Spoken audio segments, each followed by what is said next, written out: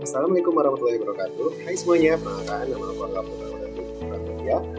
Jadi pada video kali ini saya akan menjelaskan tentang permintaan dan penawaran.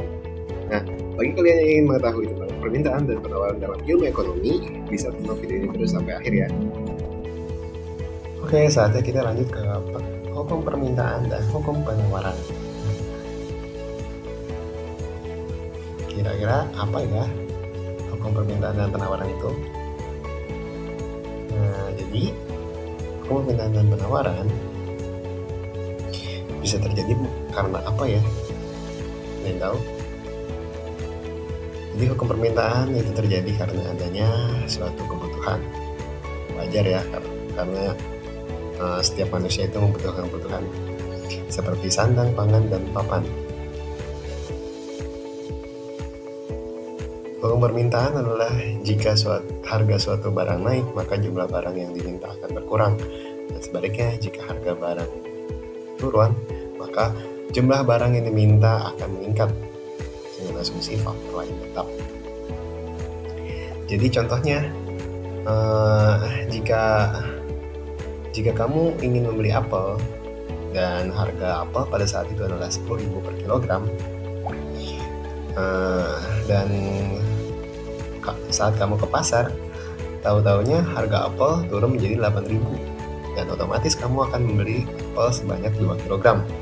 Namun ketika kamu pindah ke pasar lain atau untuk kebesokan harinya, harga apel naik menjadi 12.000 per kilogram, maka kamu akan membeli hanya 1 kilogram apel. Itu terjadi karena saat harga turun, kamu merasa lebih mampu membeli lebih banyak apel, atau disebut dengan permintaan meningkat. Sebaliknya, jika harga apel itu naik, maka kamu akan merasa terlalu mahal sehingga membeli lebih sedikit apel, atau permintaan yang disebut permintaan menurun. Nah, lanjut ke hukum penawaran. Hukum bunyinya adalah jika harga suatu barang naik, maka jumlah barang yang ditawarkan akan meningkat. Dan sebaliknya, jika harga barang turun, maka jumlah barang yang ditawarkan akan berkurang dengan asumsi faktor lain tetap. Jadi, bagaimana sih contohnya? Contohnya adalah ketika kamu menjadi petani tomat, harga tomat saat ini adalah 5.000 per kilogram. Dan besoknya, bulan depan, harga tomat itu naik menjadi 7.000 per kilogram. Maka kamu akan memanen dan menjual lebih banyak tomat, yaitu 50 kg.